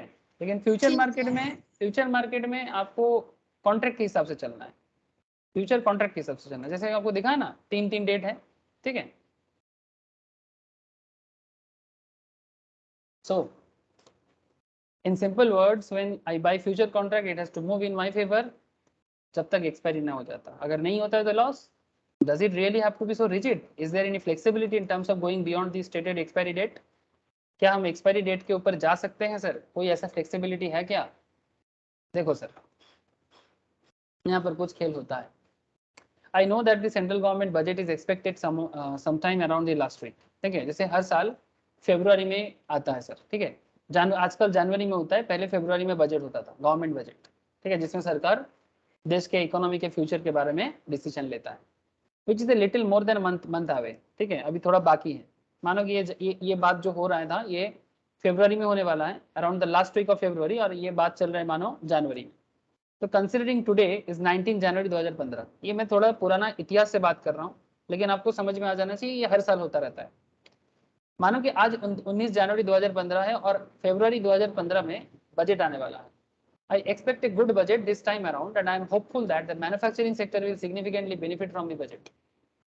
In the backdrop of the Make in India campaign, सरकार बार-बार Make in India campaign कर रहा है। Given this, I would like to bet the Bharat Forge, ठीक है, ये एक बहुत ही फेमस इंजन मैन्युफैक्चरिंग कंपनी है, Bharat forge, a manufacturing major will significantly benefit from the upcoming budget.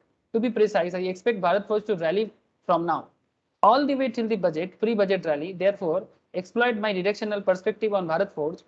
I would like to buy its future today. Have a look at this snapshot. तो चलो दिखाते हैं, ये 2015 का खेल है, लेकिन आपको आज के मार्केट में भी मैं दिखा दूंगा भारत फोर्ज का कंपनी का शेयर का क्या हालत है।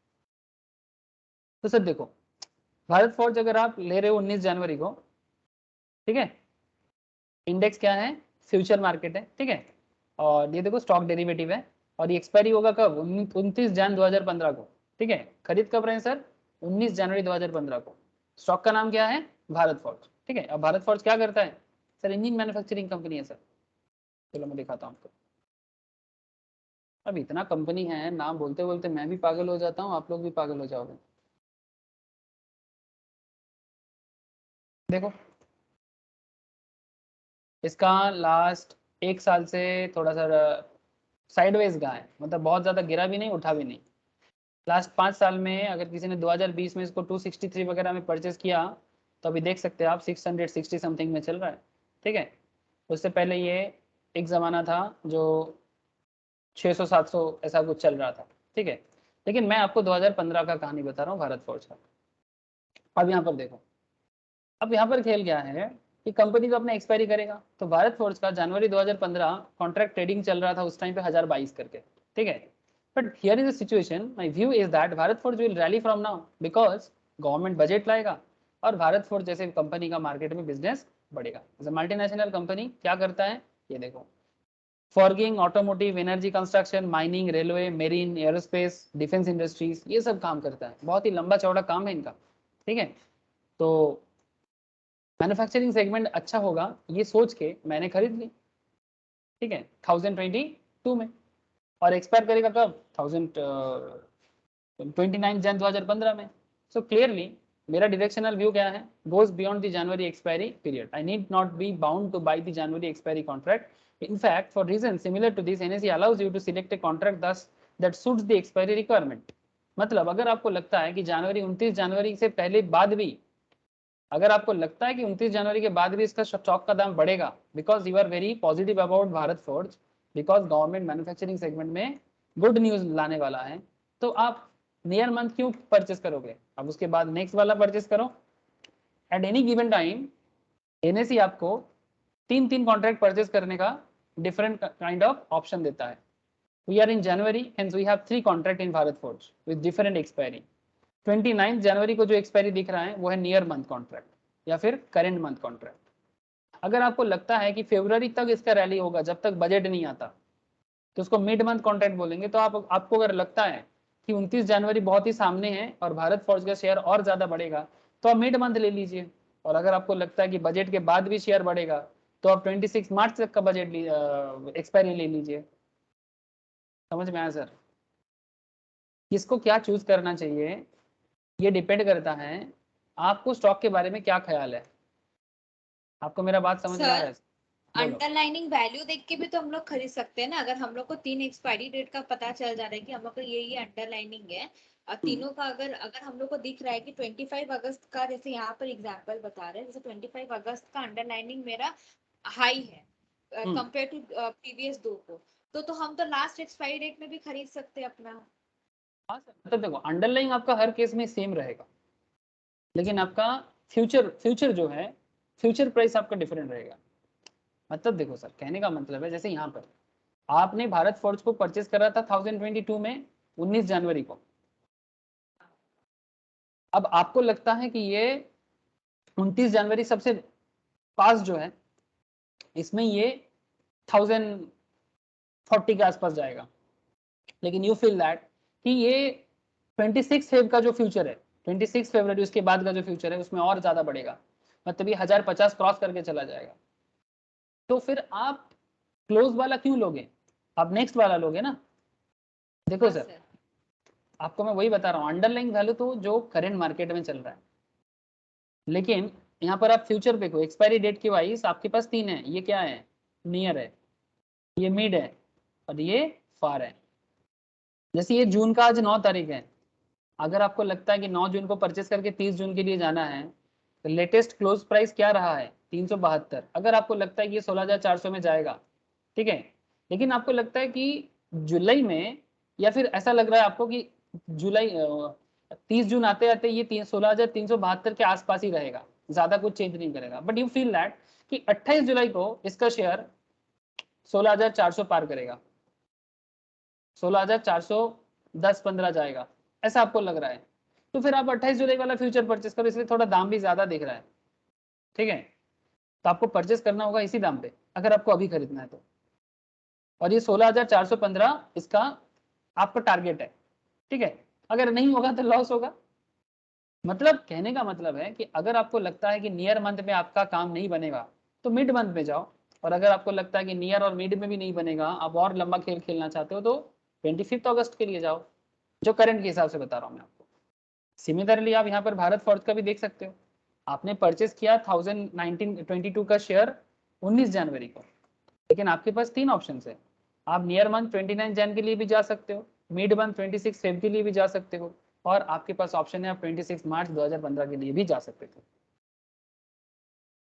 लेकिन ये तभी लोगों को करना चाहिए अगर उसको लगता है कि नियर मंथ वाला उसका नहीं बनेगा, मिड मंथ वाला बनेगा तो मिड मंथ के लिए जाओ।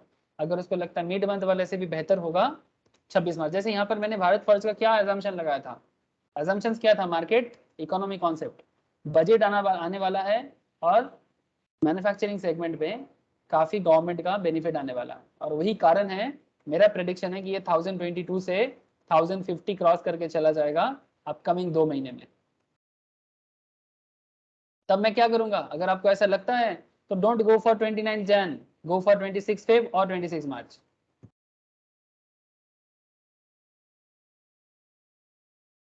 नहीं समझे? हाँ सर समझे। ठीक है, या बुझते पारली कि पारली ना? सर जैसे ये भी, जैसे हम लोग अगर जैसे समझ लीजिए हम लोग को first expiry sir last date का एक बार बोलবেন तो। अच्छा बोलছি, हाँ ईशा बोल। सर जैसे अगर हम लोग फर्स्ट एक्सपायरी के पहले अगर खरीद लेते हैं, ठीक है, और अगर वही शेयर को अगर हम लोग मतलब लास्ट एक्सपायरी में बेचते हैं ऑफ द मंथ का, तो नहीं भी हो होगा, सकता है? नहीं नहीं होगा हो ना, सकता, नहीं कॉन्ट्रैक्ट रहता है। कॉन्ट्रैक्ट रहता है ना, 29 जन को कॉन्ट्रैक्ट खत्म हो जाएगा, ठीक है। ठीक है आपको अगर 26 मार्च का कॉन्ट्रैक्ट में आना है तो आपको 19 जनवरी के डेट में आपको इसी का कॉन्ट्रैक्ट कर देना चाहिए जो लास्ट है, इसको फार मंथ कॉन्ट्रैक्ट बोलते हैं। कॉन्ट्रैक्ट करोगे तो टिक के रहना पड़ेगा। हाँ, हो सकता है कि आप कल बेच दो, उसमें कोई प्रॉब्लम नहीं है, आप बेच सकते हो, आप 20 जनवरी को बेच दो ना, अगर आपको काउंटर पार्टी मिल जाता है तो। लेकिन सर आप नियर मंथ का कॉन्ट्रैक्ट से फार मंथ को कैसे सेटल करोगे? ये अलग कॉन्ट्रैक्ट है, ये अलग कॉन्ट्रैक्ट है, ये अलग कॉन्ट्रैक्ट है, ये नियर मंथ का कॉन्ट्रैक्ट है, ये मिड मंथ का कॉन्ट्रैक्ट है, और ये फार मंथ का कॉन्ट्रैक्ट है। तो ये एक मतलब फार को एडजस्ट करेगा, मिड को एडजस्ट करेगा, नियर को एडजस्ट करेगा। तो सर अगर जैसे नियर मंथ का कॉन्ट्रैक्ट हम जनवरी में खरीदे, ठीक है, और उसको हम सेल कर रहे हैं फरवरी का नियर मंथ में, तो होगा, तो सेटल होगा? नहीं सर, देखो आपका तो 19 जनवरी को परचेस हो रहा है ना, आप बाई कब कर रहे हो? 19 जन को, ठीक है। आपका नियर मंथ का डेट क्या है? 29 जन। तो जो भी करना है 19 जन को 29 जन के बीच में होगा। आप बीच में सेल करके निकल जाओ, नो प्रॉब्लम, अगर आपको ठीक नहीं लगता है। अगर वेट करना है तो 29 जन तक या 28 जन तक वेट करो और सेल करके निकल जाओ, है ना। या फिर ऑटो सेल हो जाएगा एक्सपायरी आते आते, M2M देखते देखते चलेगा। अगर मार्क टू मार्केट में प्रॉफिट होगा तो प्रॉफिट करोगे, लॉस होगा तो लॉस करोगे। अगर किसी को लगता है कि नहीं, मुझे 21 जन को लगता है कि नहीं मुझे सेल करके निकल जाना चाहिए, ठीक है, लॉस हो रहा है तो, क्योंकि मुझे ठीक नहीं लग रहा है, तो निकल जाओ अगर आपको काउंटर पार्टी मिल जाता है तो। लेकिन आपका 29 जैन को एक्सपायरी तो होगा ही। अगर आपको फिर से लगता है कि नहीं 26 फरवरी का कॉन्ट्रैक्ट लेना चाहिए, तो आप फिर से न्यू कॉन्ट्रैक्ट करो।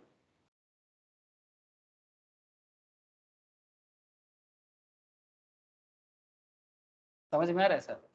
मानो कि 29 जनवरी के बाद आपको लगता है कि 26 फरवरी वाला जो कॉन्ट्रैक्ट है उसमें फायदा होगा, तो फिर से कॉन्ट्रैक्ट में पैसा डालो, अगर आप पॉजिटिव हो तो।